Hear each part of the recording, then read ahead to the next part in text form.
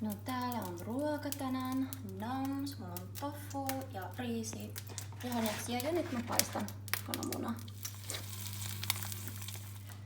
No niin, älä anna huomioon tuolle sotkuun. Tein jotain yllätyskaverille. Moi! Siis mulla on aika paljon tuttuja, että on kysynyt mulle, miten mä tulin Suomeen ja minkälaisia elämäpäätöksiä on tuonut mulle tänne. Eli mä luulin, että ehkä mä voisin kokeilla tehdä jotain videoa ja pistää se vaan YouTubeen, mutta ei oo mitään nättiä. Mutta. Okei, oli vähän hankala puhua saman aikaa, kun mä söin. Ja anteeksi mun hiuksesta ja näkystä, mutta ihan sama, ei haittaa. Siis mä muutin Suomeen noin 1,5 vuotta sitten, vähän yli sen. Ja anteeksi, jos mä sanon jotain hassusti, koska en puhu vielä sujuvasti suomea. Mutta siis kun mä muutin tänne, mä oon kaksoiskansalainen, amerikkalainen ja suomalainen. Mutta kun mä muutin tänne, mulla oli semmonen idea, että no niin, nyt mä menen lomalle eka. Ja sitten mulla oli suunnitelma asua yhden perheen kanssa ja olla siellä noin 10 kuukautta ja opettaa heille englantia. Ja sitten mä voisin oppia vähän suomea ja sopeutua Suomeen ja ja sitten mä halusin hakea kouluun tänne.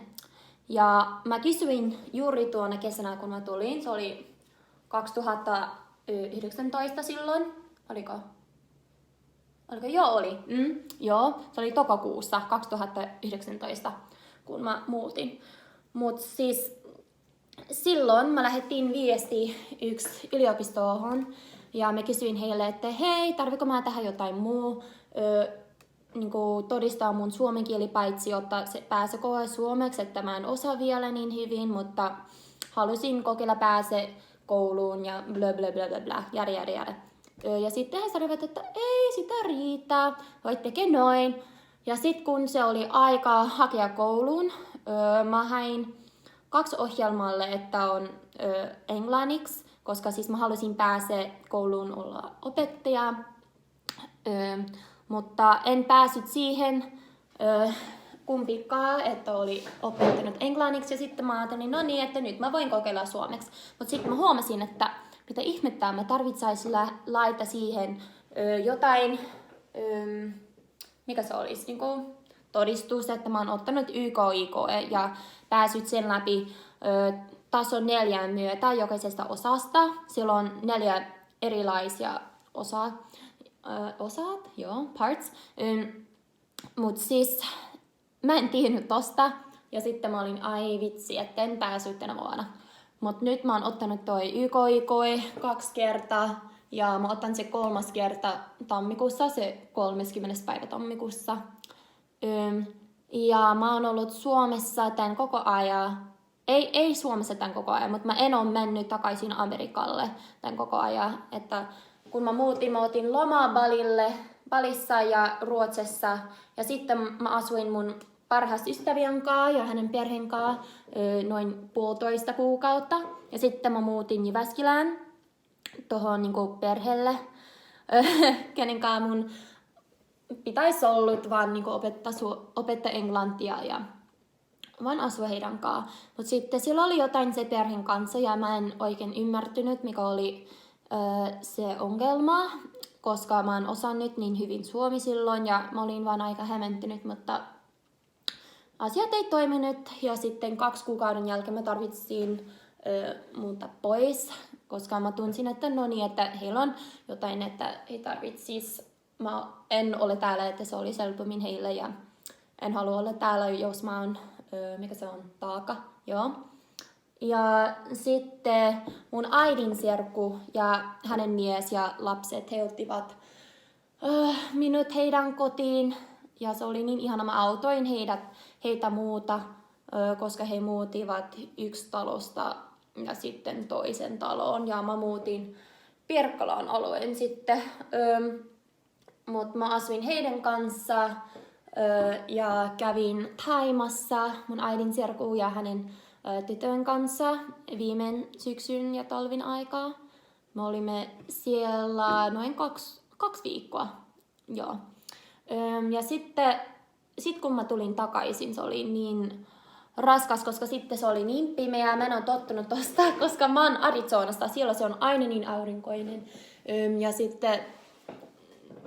sitten mä alkoin, niinku, se oli niin ihana asua siellä, koska mä alkoin tehdä töitä ja mun äidin serkku ja hänen sisko autoi mulle löytää työpaikat ja sitten mä hoitin lapsia ja bla bla bla. Mut sit jälkeen mä muutin pois sieltä. Mulla oli yksi semmonen APG-työpaikka. Eli mä ajoin yksi tuk-tuk Helsingin ympäri. Se oli niin ihan randomi työpaikka. Ja siis mä muutin myös yksi Airbnbihin Helsingissä, koska siis mulla olisi pitänyt tehdä töitä siellä ja asua siellä saman aikaan, mutta oikeasti ehkä 3 viikkoa tai jotain. Ja sitten mä huomasin, että okei, tää ei ole hyvä tilanne, koska se omistaja se ei ollut hyvä tilanne.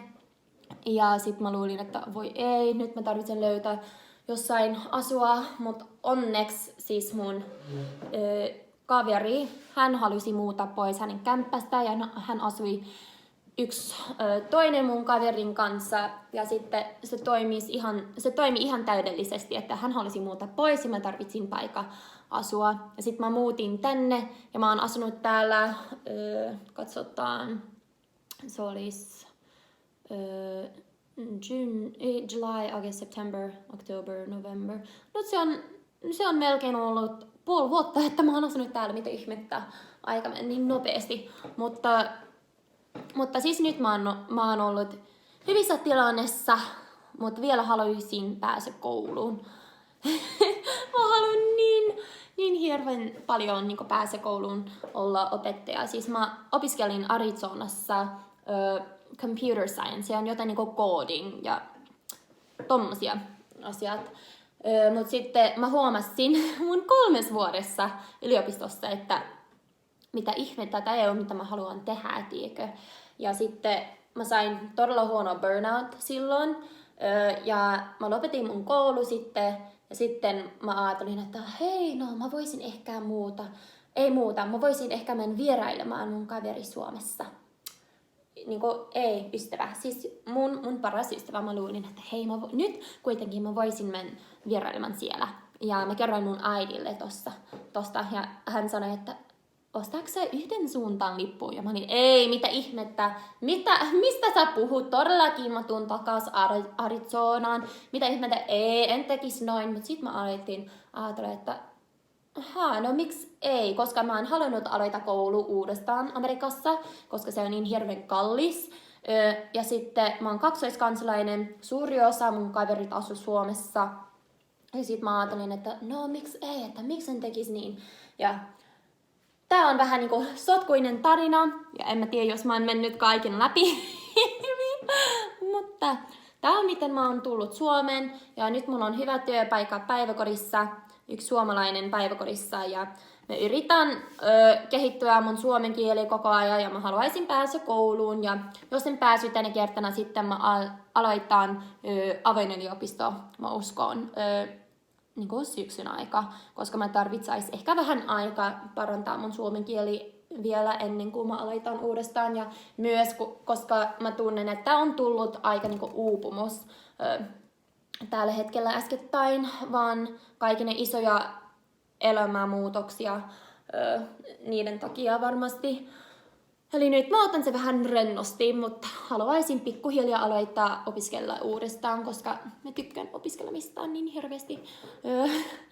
Mutta joo, siis tää on mun tarina. Ja jos oot kiinnostunut jostain ja haluaisit tietää jotain, kysy vaan ja voisin vastata sulle sitten. Ja mukava päivä jatkaa teille kaikille.